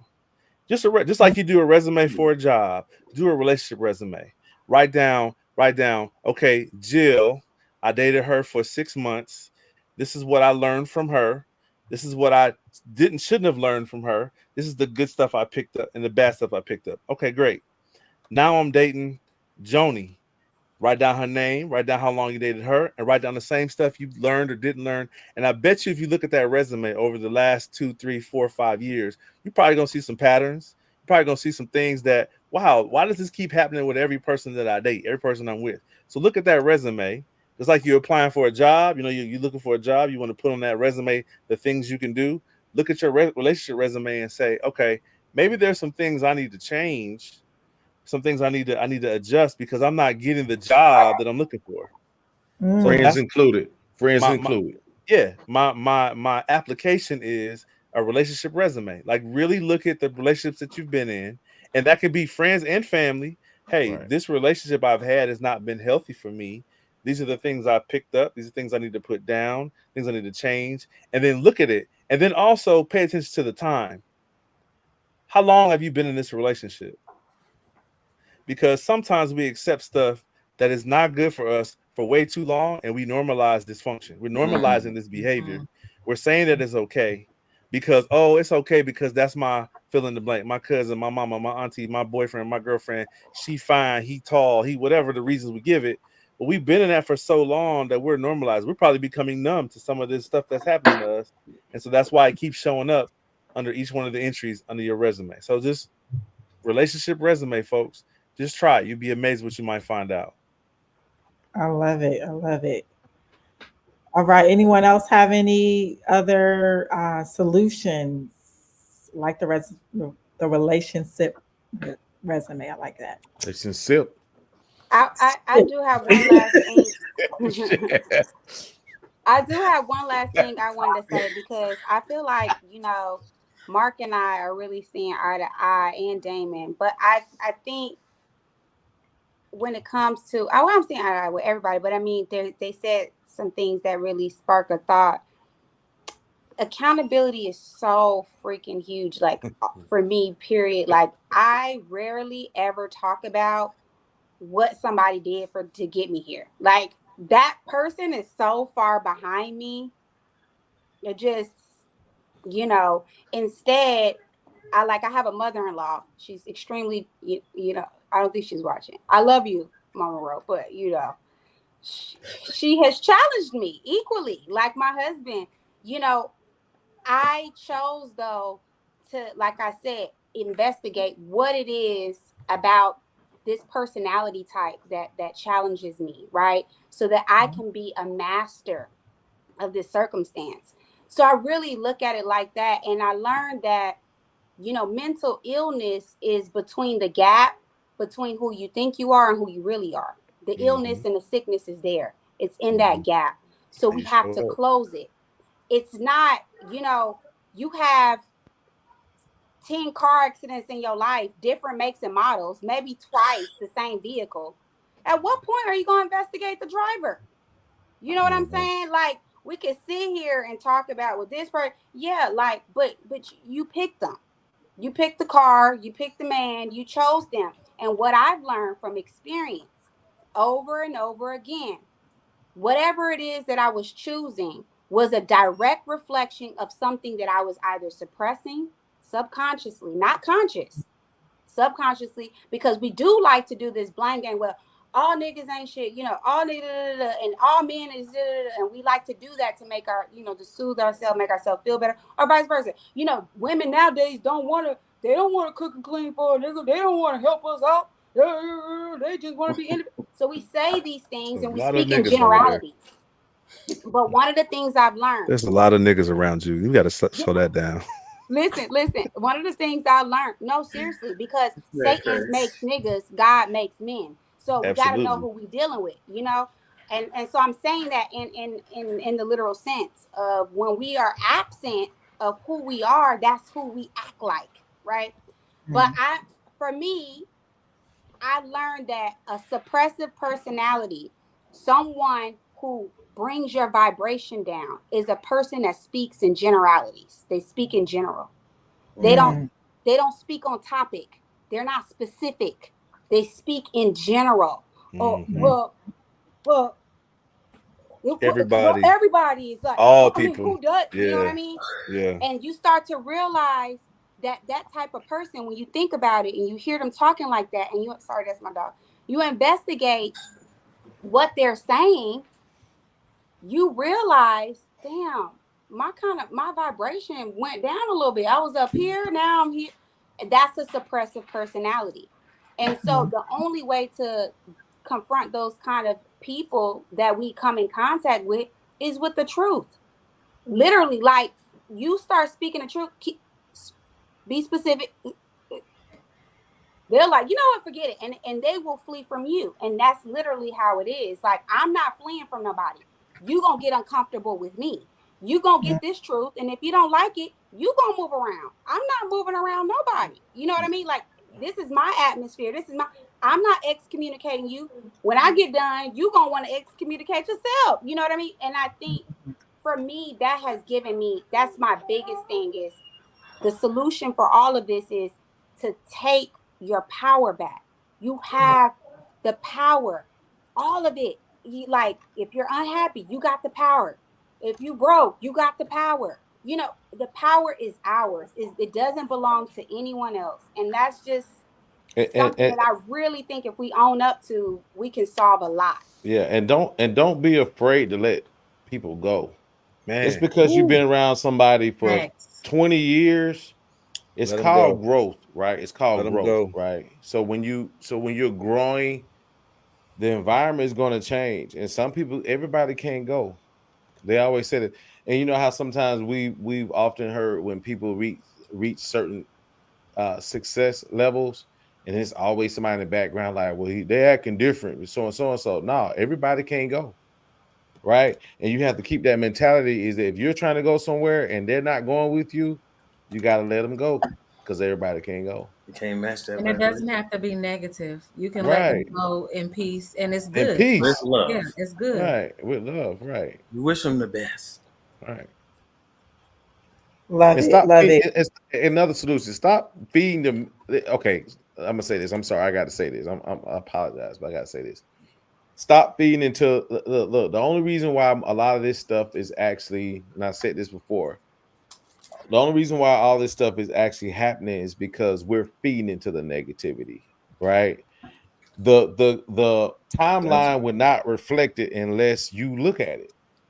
All right. So if you're seeing a lot of it, that means you're probably looking at a lot of it, right? So remove yourself from certain type of think tanks or wherever they are, whatever pills, Viagra pills, blue pills, red pills, whatever pills is being thrown at you. Just realize that you can't feed into it, because what you're receiving is possibly what, again, going back to you, you're probably feeding into what's going on. So keep that stuff off your timeline. Put stuff out here like this. It saddens me that people will come look for solutions. But to be honest with you, unless there's some type of drama, most platforms such as this is not going to get that much traction. Let's be honest, Right. right? So if you really care about yourself and you care about yours, your friends, your environment, where you want to be, let's start by sharing great information. Let's start there. That's another solution. Share certain things that can be a positivity and not, oh, girl, did you see this? Did you hear what he said? Who gives a damn about what they said, right? Find someone who's going to say something that's going to help you grow. That's it. Yep, I love that. That was one of my other problems, actually. Having auto despise for the opposite sex. I mean, just jumping on these auto despise for the opposite sex. Like, well, automatically you're gonna jump on the women's side no matter what's happening. You know, I see that a lot online. You automatically, just because they can kind of relate, you know, but it ain't the same exact situation. You know, they do that a lot with the R word. I ain't gonna go too deep into that, but certain people it's really happening too, and certain other people are trying to set folks up. So they'll make posts and other people will agree with it, and you know, it's just the auto despise for the opposite sex. My solution is, man, figure out the source. And a lot of stuff is situational, right? So Yeah. somebody put out a post about getting cheated on, right? And it'll be, as Faatima would say, it'll be generic. It'll be very general, right? It won't be specific. He won't say all the details of what all happened and what he did, and it'll just be generic. All women do da. And so other guys will be like, yeah, I got cheated on too, and I felt like that too, to your point. And so now we're all like, oh man, women are doing this, that, and the other. Yup, that's all they do. Everybody go to agreement. The truth is, we all know, as men, there's a portion of the population that operates this way, and a portion of the population that operates this way, and a portion of the population that operates this way. So there's no way that a intelligent person can say all women do this, because you never dated all women, right? That's exactly. You can't. You can say some women, or if you were, like Faatima said, if you tell the truth, say the women that I have chose to try to get in a relationship with have done these things. The ones around me. Yeah, the ones that makes you look at yourself. The ones that makes you look at yourself. Yeah, the ones I choose, the ones I like, the ones I'm attracted to, they're the ones that treat me this way. That way, you're pinpointing the issue. You hold the mirror to them, man. All women do this and all women do that. Instead of saying that, say the truth, which is, I only date light-skinned girls with long hair and green eyes. And for some reason, that's not working for me. Well, brother, maybe you should switch it up. Maybe your criteria shouldn't be based on what she looks like. Maybe her character should be a part of it. So I'm just saying, we got to be a little more. We got to filter a little better. That's all I'm saying. Filter a little better. You know what, Damon? I'm so glad that this is coming from you, and I feel like you've actually learned. You've actually learned something in this because you. Excuse me, I'm speaking, gentlemen. I'm sorry. Oh man, I'm sorry. No, but I feel that there has been times that statements have been made on this platform about, women do this, Black women do this, Black women are like this. And when I say like, wow, like I don't understand that. I don't have that experience. That's not me. And that's not my friends. And I hear, oh, well, you're the exception. That's the rule. So I'm glad to hear coming from you. It sounds like you've come full circle on this topic. Nah, not at all. Not at all. Not at all. Hey, Damon, excuse me. Damon, silence is golden on this one, brother. Yeah, bro. Yeah. Come on now. Yeah, hey, can I? She digging. Okay, so we actually need to wrap up. Wait a minute. Can I just want to address Stephanie. She said, I can't stand that. Why figure out the source? It has nothing to do with me. But that's exactly what I'm talking about, Stephanie. You are the source. Find out why you have the auto despise for the opposite sex. Find out why that's for you. Why the source in you. So 1 to 7 years old, go back there. That's what I'm talking about. All right. Okay, thank just you. Get that clear. Thanks. Okay, and so we're just going to wrap up. So one thing that I wanted to, I'm sorry, I've got so many things going on. Sorry. Okay. So one thing that I think would be a great solution, and we touched on this in One of our previous discussions, I know I've been talking to probably all of you, maybe some of you, about actually like putting together some type of like dating, courting, relationship manuals. But what I think what would be great is like if we actually had like a smart love academy, right? Where one for men, one for women, and the things that we need to focus on, especially a lot that we've identified here as solutions, we can actually provide resources, experts in those areas to help solve some of these problems. Because really, just like giving these solutions and then expecting people to go out on their own and actually do the work and figure it out, sometimes we'll be right back where we are. So Oh, then they that's don't want just, it. huh? They don't want it then. It They can't don't want nobody. I don't care how many degrees somebody got. They can't do the work for the people. They got No, to no do it for one's trying to themselves. do the work for them, like guides. Yeah, I So got what you're saying, but they yeah, still got. They still got to guide them to do the work for Hey, I themselves. have That's all I'm saying. I have They one of gonna the have. yeah. perfect So guides or like, manuals guides already. on communication, guides Yeah, on Mhm. healing, practices for healing, self-reflection, things like that. Sometimes people do need a guide. yeah, That's a all. guy. Yeah, Mark's top 10. Put it up on YouTube. Mark's top 10. They net online. That's what the top tens are for. Those are guides. Those are things to understand how to heal. Those are things to understand what women desire. Is there to Damon's point is out there. But but excuse me, to Nas point, it's yeah. out there. We just Y'all gotta been stop giving being ready. good guidance. Y'all been Right. giving good guidance all night. Say that one That's more where the time. line It's called stops. Mark's Top 10. What you I said? have I have Oh I yeah, have several on my timeline right now. I have my top tens are tailored toward certain things. One is on trauma, right? One is on trauma. 10 ways to heal from trauma. 10 ways, it's on my timeline or date night online YouTube. Like those things out. Smart love is one. I'm sure I've actually seen where Damon's some of his previous things are out there that are very informational. So the guides are there, Yeah. right? So I think that. It says Oh, we go have to get off our ass. Yeah, and so one of the Being things, honest. that I was actually having a conversation with Fatima's husband last night, Brother Jamal, and he said, like, he just really opened my eyes to some things that even made me think about this academy. But he said that um, in his eyes, the solution is to uplift, heal, and educate the Black man. Like that's where it needs to start, right? How? And there's not a lot of platforms like this, or even you know relationship coaches, or all that. There's not a lot that's like focusing on the man. So I know that at times we feel like, okay, well, the men are just not coming, that, whatever. But I think I feel like that is a great solution. And I feel like that is something that we should try to figure out how to do.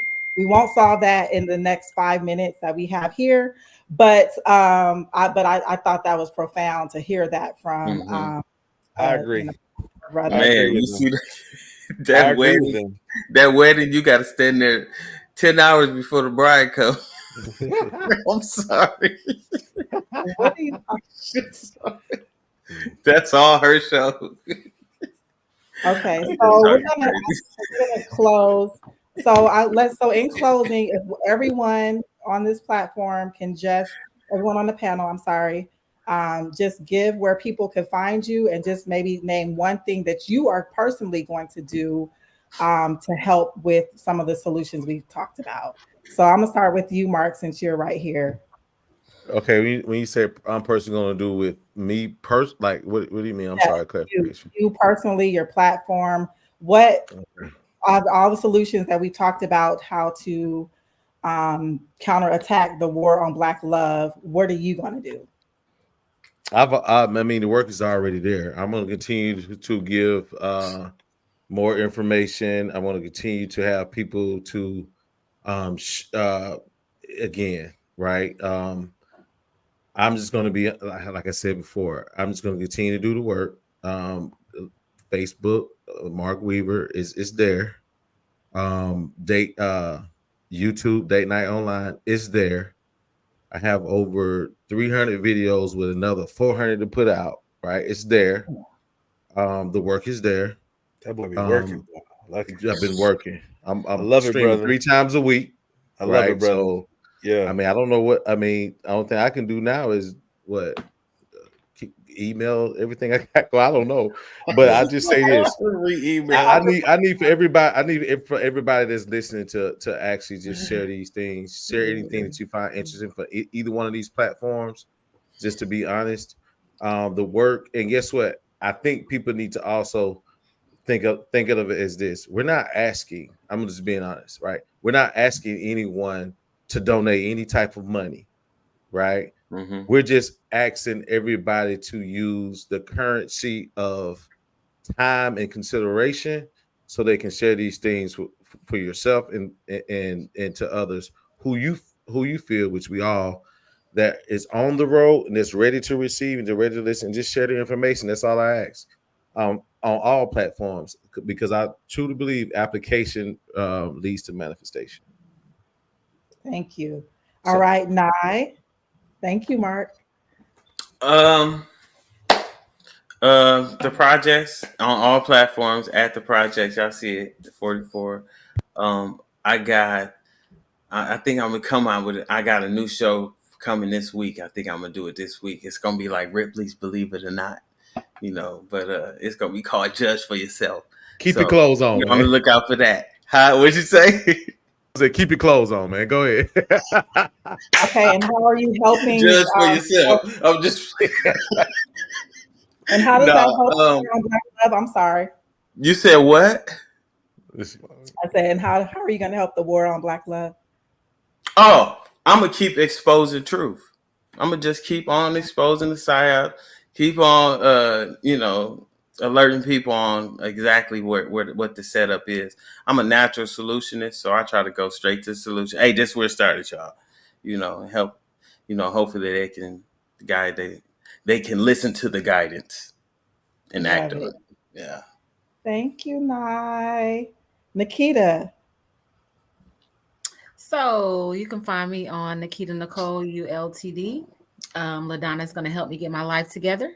So when you go there, the following is small, but if you're with the vibe, come on and come on over. And I'm going to work on being more consistent, but trying to figure out how I'm going to add my voice in an effective way. Because I think, like Faatima and a lot of you guys were saying, it's a lot of talking out there. So I'm not sure if I want to, I got to figure out how I'm going to present that. But what I can do personally for the Black War on Love is to be consistent and disciplined, continue to do my work, continue to share. I will be liking, subscribing, and hitting up y'all page and sharing you guys' content also. Until I'm consistent with my own, and I will continue to support and just love my Black people in general and just be the light. Hey. Thank you. I appreciate that. Damon? The thing about us podcast, I keep telling you guys I'm rebranding. There's some stuff coming out. I'm just trying to get it together so that it is consistent. To Nikita's point, that consistency is the key, and so you want to make sure you're getting those messages out. And a lot of my content is geared towards men, and kind of like what we need to focus on, what we need to look at. There is some stuff for women, because I think we're both teammates in this thing. We're both partners in this thing, good and bad. But I really want to talk to guys about being able to kind of navigate what's going on out here in the dating world, navigate relationships, navigating the stuff that we're bringing to the table, whether it be good or bad. So a lot of that content is geared towards men. What am I doing to counteract the war on Black love? So I'll be honest with you, since we've been doing this podcast for the last couple of weeks, I really think that we need to figure out a way to get in front of people. I think that social media is great. I think that YouTube and Facebook is great, but I think we need to get in front of people. I think people need to hear the things that we're sharing, see our faces, feel the energy that we're trying to share, and then I think people need to understand like we're not like trying to be an influencer. Like that ain't. We're actually trying to help people. Like Right. literally, Yeah. our motives, our goal is to really help people. And so I think if we were able to get in front of people so they could see that, feel that, understand that, I think it would spread organically. So for me, trying to figure out what that process is to stay here on the screen here, of course, but to also how do we get in front of people so that they can go, oh my God, this is real. This is really what Right. they're really what I saw on the screen, but also they're really trying to help people. Like they're not here to get likes and to get followers. They're actually here to try to help us heal some of these relationship issues that we have in our community. So that for me is like a personal challenge. Like I want to see how we could figure out a way to get in front of folks because I think when people have the experience, like you look at the chat, if you can roll up and down the chat before we log off and look at some of the stuff people are sharing their personal relationship experiences on in this chat room. You know what I'm saying? So we're having an impact on the folks that are dialing in. But imagine the impact we would have on people if we were in front of them and they would go and tell their friends about, these people are trying to help. They've got a academy, they've got products, they've got, they're really invested in trying to heal folks. I think that's for me, that's how we kind of counterattack this war that we're having. I think that's so for me, that's kind of like a personal challenge. Like I really want to see how we do that. And whether it be something small, I mean, you know what I'm saying? Like we don't have to, we're not packing out stadiums yet, but I'm just Yeah. saying that I love you said like yeah. Pack a room, but I though. We can think pack a room. We could pack but a I room. think we should figure out a way to get in front of people because I think when people see it and feel it and then it changes folks. It changes the way people think, the way they act. I think we need to figure that out. So that's Yeah, my yeah, I agree. I agree with that. And the only way that's going to really happen is everybody that's actually heard everything that we've said is to share it, is to spread it. You got to yeah. spread the message. That's the only way that's going to happen. Yep. Because we want to counteract the noise. Like we don't we we're not we're Right. not we're not getting. It's the same space. The message is different. So it's the same That's it. space. People are talking about the same thing, but the message is different. The message is like I'm not trying to beat you up and you're not trying to beat me up. I'm trying to figure out how we can work together. Like I'm not trying to I could tell you 1,000 things that you're doing wrong. You can tell me 1,000 things that I'm doing wrong. That's great. But now how do we work through those things that are wrong and figure out a way for us to work together? Even if that is going our separate ways. Even if the Absolutely. end of this, even if the end of this relationship, we realize we're not supposed to be together. And sometimes we're not even supposed to be friends. We just need to Mm, go our separate ways. I can love you and not be around you and with you. I can love you from a distance, and that's what's good for both of us. Like we got to be able to get to that point.